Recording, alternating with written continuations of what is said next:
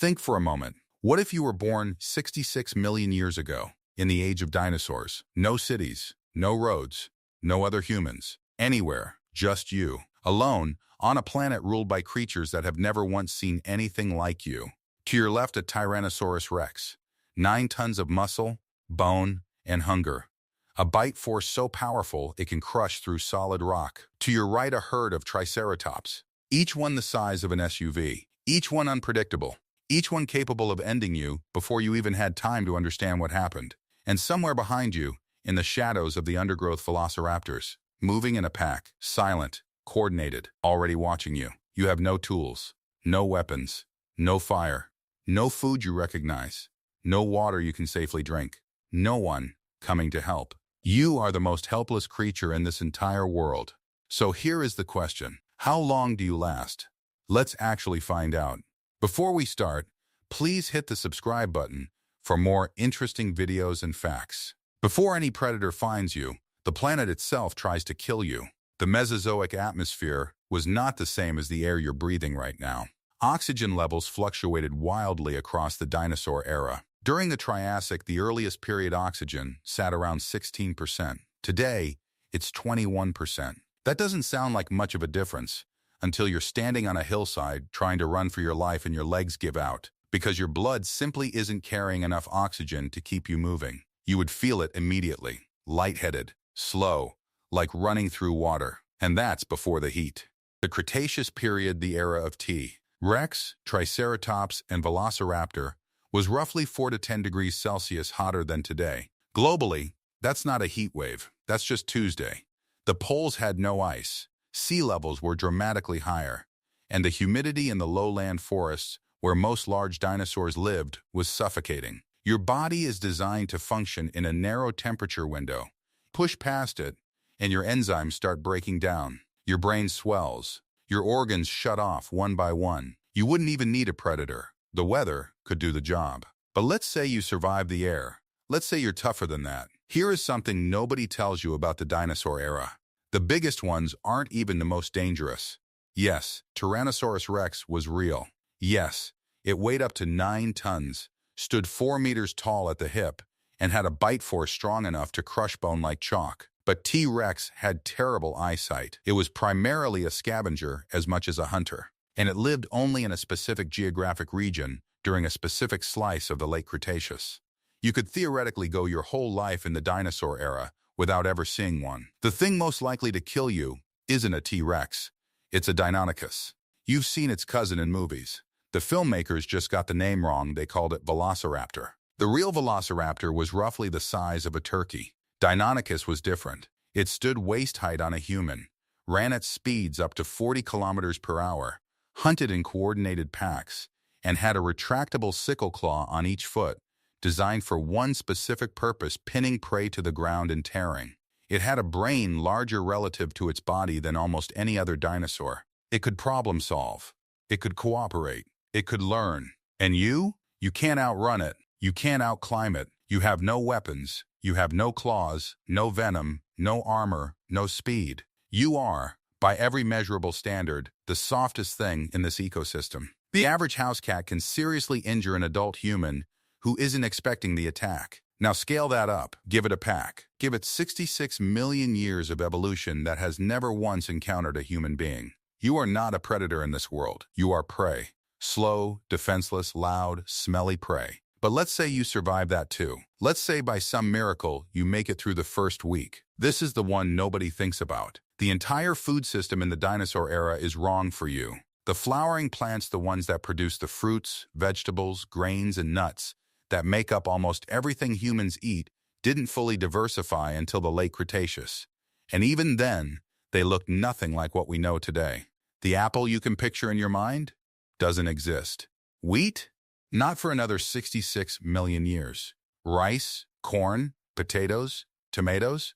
Gone. All of it gone. What's left? Ferns, cycads, ginkgo, leaves, conifer seeds. Most of these are either toxic to humans or so nutritionally empty you'd starve eating nothing else. The meat option isn't much better. You have no fire, which means parasites. Raw dinosaur meat, assuming you could somehow kill one, would carry pathogens your immune system has never encountered, ever, in the entire history of your species. No acquired immunity, no medicine, no antibiotics. One bad meal and your body turns against itself. And the water. Dinosaur-era freshwater was warm, slow-moving, and full of microbial life that would tear through your gut in days. Before modern water treatment, waterborne illness was already one of humanity's biggest killers. Take away the last 200 years of sanitation technology and put you in a swamp from 100 million years ago, and drinking that water is almost a guaranteed death sentence. You are a creature built for a world that hasn't been invented yet. The food hasn't been invented. The water isn't safe. The air is wrong.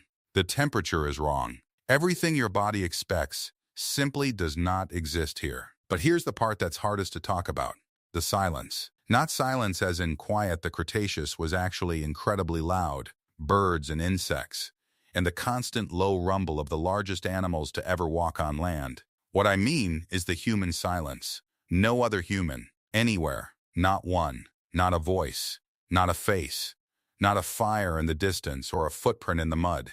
You are the only human being on the surface of the entire planet Earth. We are not built for that. Humans are social animals in a way that goes deeper than preference.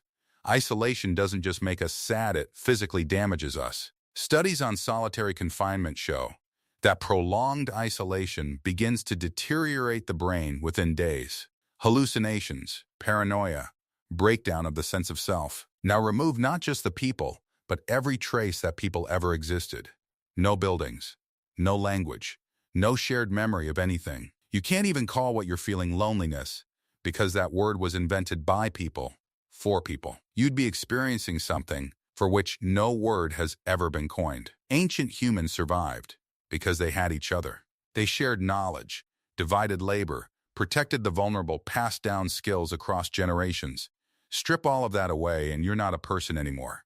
You're just a very fragile ape standing alone in a world 66 million years too old. Most psychologists agree the isolation alone would be fatal. Not dramatically, no final stand, no last breath against a great predator. You'd simply stop fighting, stop eating, stop moving. The jungle would take you quietly. But here's the thing, some of you wouldn't die right away. Because there's something in humans, something we've never fully explained, that refuses to quit even when quitting is the only logical option. We know this because of what our ancestors actually did survive. Early Homo sapiens faced ice ages, megadroughts, volcanic winters, and predators twice their size. They had no fire at first, no metal, no agriculture, nothing but their minds and each other.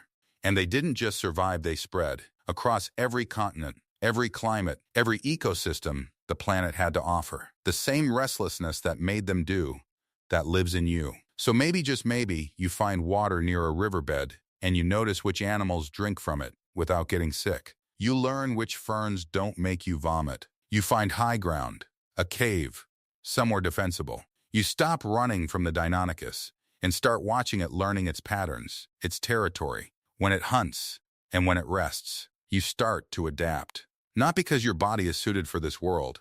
It isn't, not even close. But because your brain, that enormous, costly, metabolically ridiculous brain, is the single most powerful survival tool this planet has ever produced. It was forged in hardship, wired for pattern recognition, capable of learning faster than any other animal alive. Maybe that's enough. You were born in the wrong era. Every system in your body is calibrated for a world that hadn't been invented yet. The food, the air, the temperature, the safety, none of it exists where you landed. But you're still here, reading this. In a world your ancestors built from nothing, in a time period they had no business surviving, with a brain that looked at the most hostile conditions on Earth and said, "I'll figure it out." The dinosaurs ruled this planet for 165 million years. They were bigger, faster, stronger, and more perfectly designed for their world than we will ever be for ours. They're gone. We're not. Maybe the most dangerous thing in the history of life on Earth was never the one with the biggest teeth. Maybe it was always the small, soft, sunburned creature that refused to accept the world it was born into. Like, if this made you think, what era would be hardest to survive? Comment below.